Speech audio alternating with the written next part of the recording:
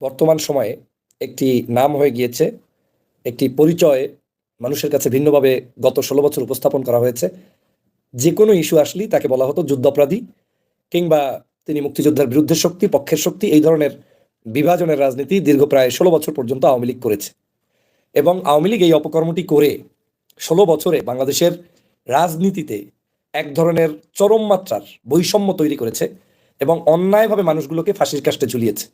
প্রথম প্রশ্ন হচ্ছে, আমার যারা ফ্যান ফলোয়ার, আপনি নিজেকে জিজ্ঞেস করেন যে বাংলাদেশে ২০১৩ সালে যাদেরকে ফাঁসির কাস্টে ঝুলানো হয়েছে এই মানুষগুলার একজনও অপরাধী কিনা। এই কোশ্চেনের আনসার যার কাছে আছে যে না এরা অপরাধী না, তারা প্রকৃতপক্ষে দেশপ্রেমিক, তারা প্রকৃতপক্ষে আমার ফ্যান ফলোয়ার, তারাই প্রকৃতপক্ষে দেশপ্রেমিক নাগরিক হিসেবে নিজেকে পরিচয় দিতে পারেন। আর যদি আপনার ভিতরে এই টাউটগিরি থাকে, মনে মনে ভাবেন যে না সাইদি সাহেব রাজাকার, নিজামী সাহেব রাজাকার, সাকা চৌধুরী রাজাকার, কাদের মোল্লা রাজাকার, গোলাম আজম রাজাকার, তাহলে বুঝতে হবে আপনি আওয়ামী লীগ আর আপনার মধ্যে কোনো পার্থক্য নাই। এই আওয়ামী লীগ নিজে প্রমাণ করতে পারে নাই যে বাংলাদেশে কে রাজাকার, কে আলবদর, কে আল শামস, কে মুক্তিযোদ্ধা। ভুয়া মুক্তিযোদ্ধার তালিকা করেছে। গত ১৬টি বছর যখন অন্যায়ের বিরুদ্ধে কথা বলেছি, কোনো পিঠ প্যাট দেখে কথা বলার চেষ্টা করি নাই। যখনই দেখেছি অন্যায় হয়েছে, অন্যায়টি একজন ব্যক্তি, তিনি আমার দলের না, কিন্তু এটা অন্যায়, অন্যায়কে অন্যায় জেনেই প্রতিবাদ করতে যখন সাহসিকতার সাথে এগিয়ে এসেছি, তখন নিজের কাছে অন্য ধরনের একটি ভালো লাগার জায়গা ছিল যে না আমি সত্যের পক্ষে কথা বলছি।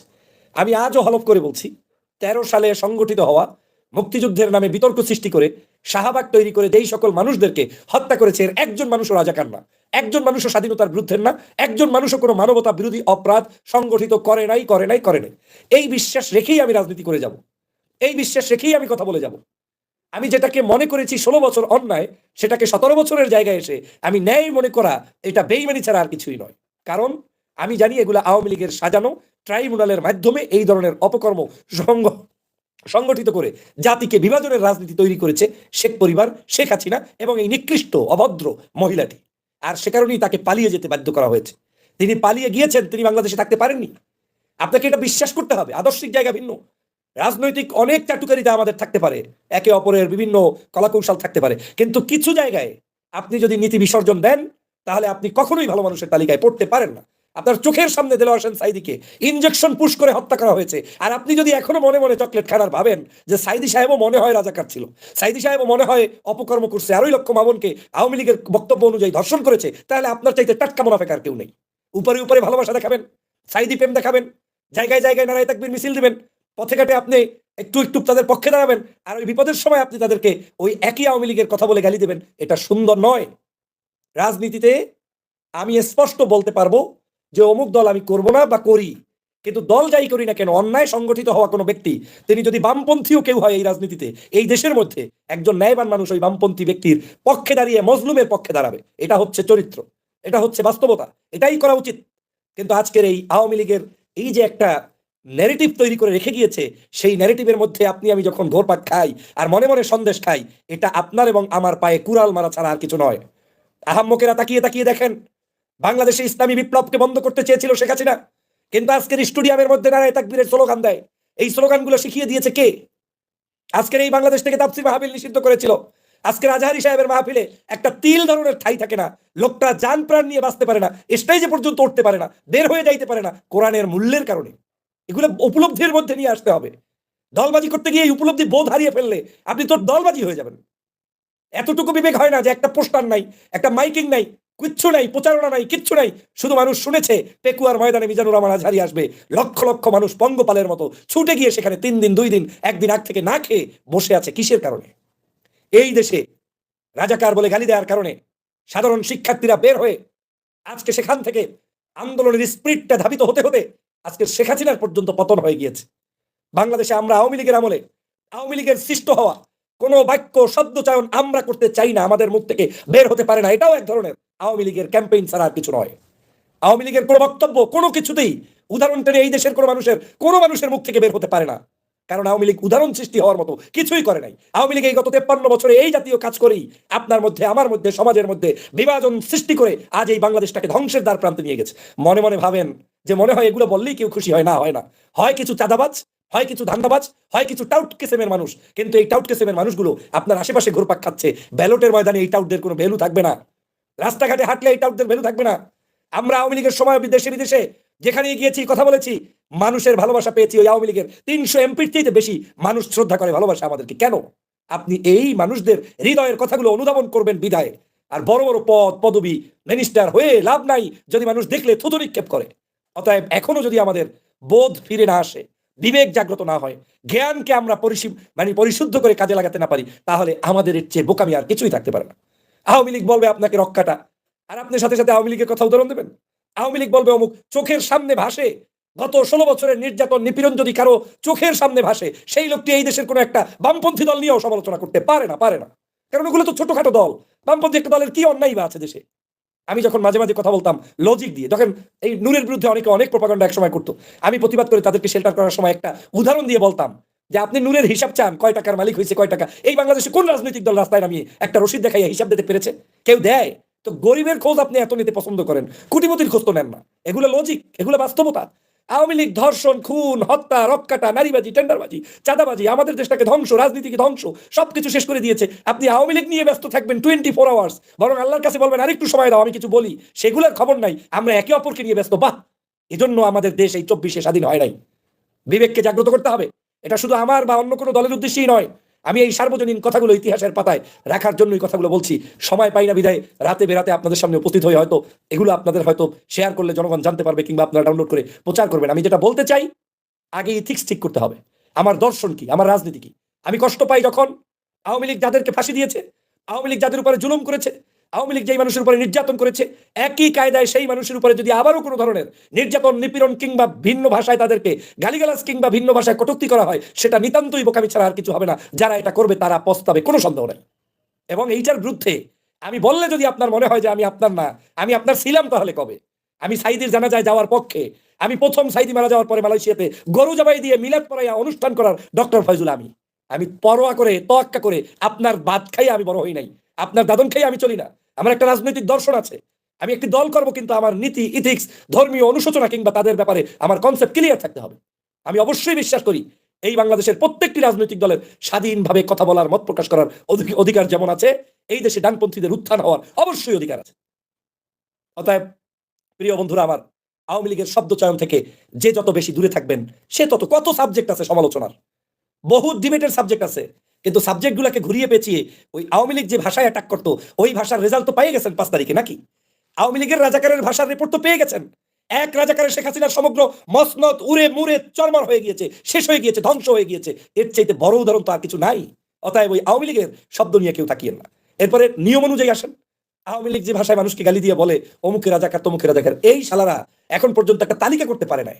এদেশে কোনো রাজাকারের তালিকা নাই, এদেশে কোনো যুদ্ধাপরাধের তালিকা নাই, এদেশে কোনো মুক্তিযুদ্ধের তালিকা পর্যন্ত সঠিকটা নাই। ভুয়া মুক্তিযোদ্ধা করেছে, 2000 ভুয়া মুক্তিযুদ্ধের তালিকা করেছে। আমাকে যদি সারাদিনও আপনি চকলেট বিস্কুট খাওয়াইয়া ঘুমের মধ্যে রেখেও বলার চেষ্টা করান যে এরা রাজাকার ছিল, আমি জীবনেও বিশ্বাস করি না। যেই লোক ধর্ষণ ছাড়া ঘুম হয় না, ব্রেকফাস্ট হয় না, টাকা চুরি করা ছাড়া, অন্যায় করা ছাড়া যার কোনো জীবন চলে না, যেই হাসিনার বিরুদ্ধে এখন তদন্ত হচ্ছে 80,000 কোটি টাকার অন্যায় দুর্নীতির অপরাধে, সেই হাসিনা যদি খালেদা জিয়াকে বলে 2 কোটি টাকা চুরি করছে, আপনি বলবেন যে হ্যাঁ খালেদা জিয়া চুরি করছে? আহম্মক থাকার খালেদা জিয়া 2 কোটি টাকা আপনি বললেন আর হয়ে গেল, আর 80,000 কোটি টাকা এই মাউগার অসভ্য জানোয়ার টাকা পয়সা লোপাট করে চলে গিয়েছে। আপনার হুঁশ নাই? শোনেন, যখন আপনি ন্যায়সঙ্গত কথা, সেটা আপনার আপন শত্রুরও পাশে দাঁড়াতে পারবেন, এক সময় দেখবেন ওই সত্য, ওই শত্রু আপনার বন্ধুদের রূপান্তরিত হবে। জুলাই অভ্যুত্থানের ঘোষণাপত্র আজ ঘোষণা করার কথা ছিল কেন্দ্রীয় শহীদ মিনারে। গতকাল সন্ধ্যার পর থেকে দারুণ সব নাটকীয় ঘটনা ঘটতে শুরু করলো এবং গভীর রাতে আমরা জানতে পারলাম সমাবেশটা হচ্ছে, কিন্তু ঘোষণাপত্র আর পাঠ করা হচ্ছে না। এই নাটকীয় ঘটনার মূল হচ্ছে, আমরা সন্ধ্যার পর জানতে পারি প্রধান উপদেষ্টার প্রেস উইং থেকে জরুরি সংবাদ সম্মেলন করে জানানো হয়েছে জুলাই অভ্যুত্থানের ঘোষণাপত্র সরকার লিখবে এবং জাতীয় ঐক্যমত্যের ভিত্তিতে লিখবে। এর মধ্যে সব দলকে এবং সব স্টেক হোল্ডারকে নিয়ে কাজটা করবে, এটাই আমরা বুঝতে পারছি। ফলে তারপর এটা নিয়ে খুব কৌতূহল তৈরি হলো, তাহলে বৈষম্য বিরোধী ছাত্র আন্দোলন এবং জাতীয় নাগরিক কমিটি যে ঘোষণা দিয়েছিল, এবং তারা বেশ নাটকীয়ভাবে বেশ হাইপ তৈরি করার চেষ্টা করেছেন। তারা কোনো একটা কিছু করতে গেলে সেটার জন্য হাইপ তৈরি করবেন, এটাই খুব স্বাভাবিক। তারা মানুষের মনোযোগ চাইবেন, সেটাই করেছেন। তারা 29 তারিখ সন্ধ্যা থেকে 31 তারিখ কিছু একটা হচ্ছে, তারপর তারা জানালেন, তারপর তারা সংবাদ সম্মেলন করলেন, অনেক কিছুই হয়েছে এটাকে কেন্দ্র করে। সর্বশেষ আমরা জানতে পারলাম, প্রথম শোনা যাচ্ছিল যে সমাবেশটাই হচ্ছে না, যদিও ঢাকার বাইরে থেকে ততক্ষণে বিভিন্ন জেলা থেকে অংশগ্রহণকারীরা বাসে চড়ে রওনা হয়ে গেছেন, পথে আছেন, সুতরাং তাদের পক্ষে আর এটা বাতিল করা সম্ভব হয়ে ওঠেনি। এবং এখন তারা যেটা বলছেন, হলো তারা সমাবেশ করবেন এবং তারা এই ঘোষণাপত্রের জন্য সরকারের উপরে চাপ জারি রাখবেন যাতে সরকার এটা করেন। মুহূর্তে প্রশ্ন ওঠা শুরু হলো, ছাত্ররা কি মানে দুইটা সংগঠন বৈষম্য বিরোধী ছাত্র আন্দোলন এবং জাতীয় নাগরিক কমিটি পরাজিত হলো?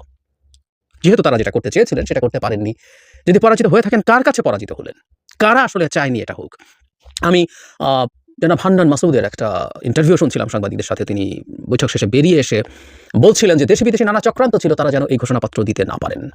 তো তার কথা মতে যে চক্রান্ত তো তাহলে সফল হলো। তবে আবার তারা বিজয় দাবি করছেন এভাবে যে যেহেতু সরকারকে শেষ পর্যন্ত তাদের কারণেই এরকম একটা পদক্ষেপ নিতে হয়েছে, সেটাও তাদের একরকম বিজয়। অনেক রকম ন্যারেটিভ সামনে আসছে, কোনো সন্দেহ নাই। আমরা একটু বোঝার চেষ্টা করব কে জিতলো কে হারলো, বা এই বাইনারিতে কি যাওয়ার দরকার আছে সেসব নিয়ে। ছাত্ররা যখন এরকম একটা কর্মসূচি ঘোষণা করলো তখন যেটা করতে পারেনি, তাই শুরুতে মনে হতেই পারে তারা পরাজিত হয়েছেন। এবং অ্যাপারেন্টলি তারা কারোর সাথে আবারও তেমন কোনো কথা বলেননি। আমি একটা পত্রিকায় দেখেছি যে তারা বিভিন্ন দলকে তাদের এই ঘোষণাপত্রটি পাঠিয়েছেন। এখন পাঠিয়ে কি জানতে চেয়েছেন আমি জানি না। তারা কি এটা করবো কি করবো না জানতে চেয়েছেন, নাকি মডিফিকেশন চেয়েছেন? মানে ওই যে রাষ্ট্রপতির ক্ষেত্রে যেমন হলো যে আমরা এটা করবো, কিভাবে করবো আসুন আলোচনা করি, তারা আগে ঘোষণা করে দিলেন। সো তারা একটা প্রক্লেমেশন সবাইকে নিয়ে করতে চেয়েছেন বলে মনে হয় না। তারা এটা নিজেরা লিখেছেন, লিখে হয়তো পাঠিয়েছেন, কিন্তু তারা এটা করতে চেয়েছেন এবং তারা যেহেতু করতে পারেননি, পারছেন না, কারণ এটা করতে গেলেই সংঘাত তৈরি হতো। সরকার অলরেডি বলেছে, তাহলে সরকার যদি বলে তারা করবেন, তারা এখন কেন করছেন? আবার না করাতেও একটা সংঘাতকে এড়ানো গেল বলে মনে করি। শুধুমাত্র সরকারের সাথে সংঘাত না, বিরোধী বিশেষ করে বিএনপির সাথে একটা সংঘাত তৈরির পরিস্থিতি হয়েছিল, সেটা থেকেও সরে আসা গেল।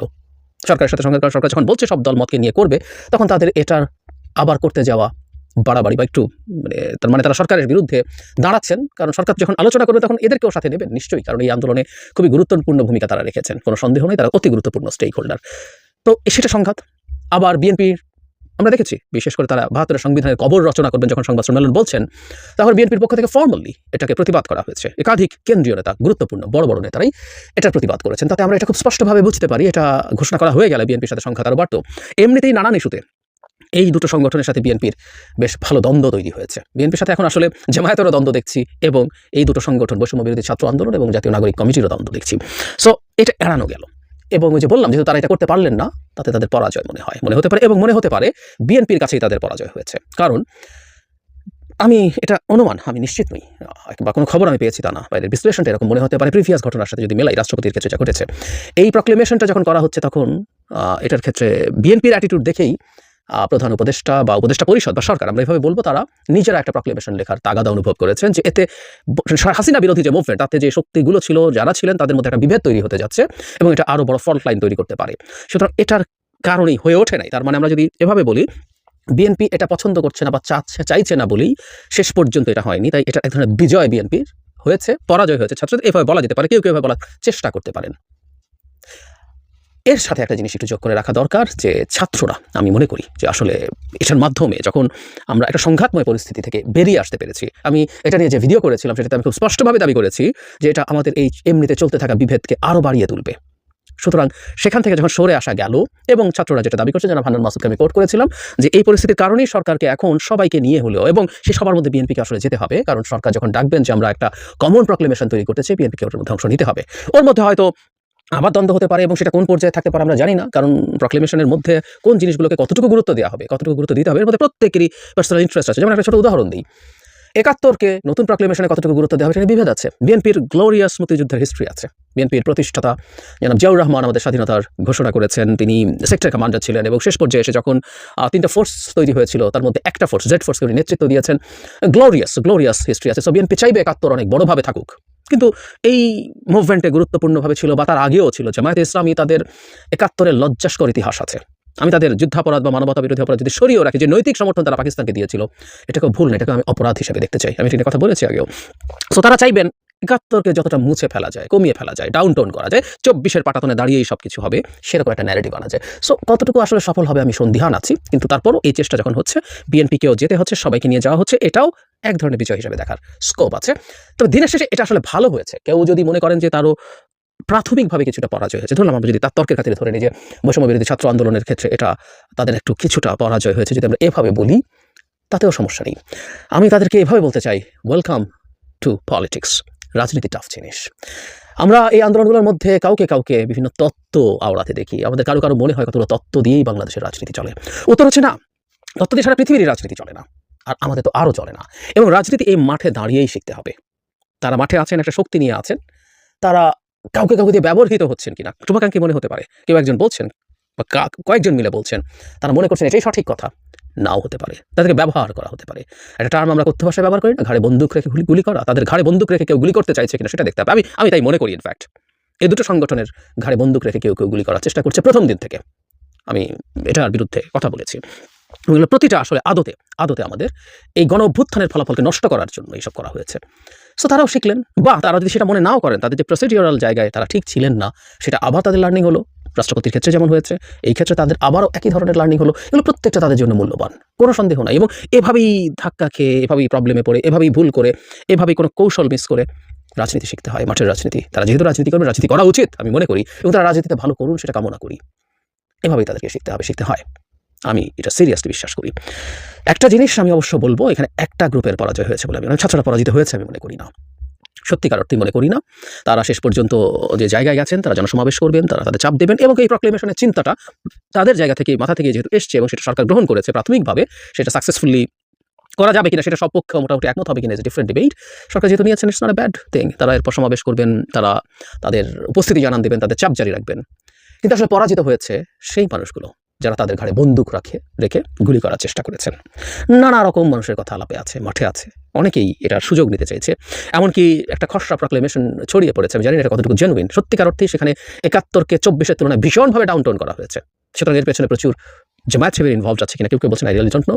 And there some other people, intellectuals, activists আছেন যারা প্রথম থেকেই চেষ্টা করেছেন ২৪কে ভিত্তি করে সবকিছু করা, এবং এটাকে বিপ্লব হিসেবে, আমি গতকাল একটা ভিডিওই করেছি, এটা বিপ্লব না গণ অভ্যুত্থান সেটা। এই যে ছাত্ররা ৩১ তারিখ কি যেন করবে, সারা দেশে একটা আতঙ্ক ছড়ায় গেছে, শুনতেছেন না?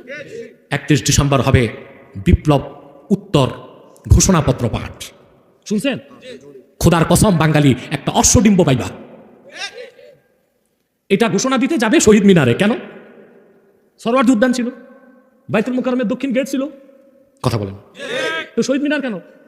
এটাও তো মুহিমিনা শিরক, এক ধরনের শিরকি কাজ না, কথা বলে না।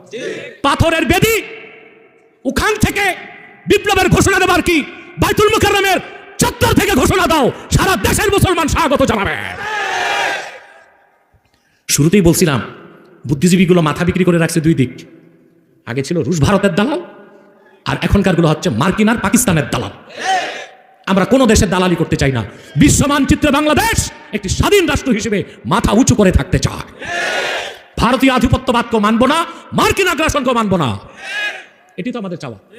যদি এটার ব্যত্যয় ঘটে, তাহলে আগস্টের ৫ তারিখের বিপ্লব ব্যর্থ হয়ে যাবে। এই জন্য আপনাদের ঐক্য দরকার। কি দরকার?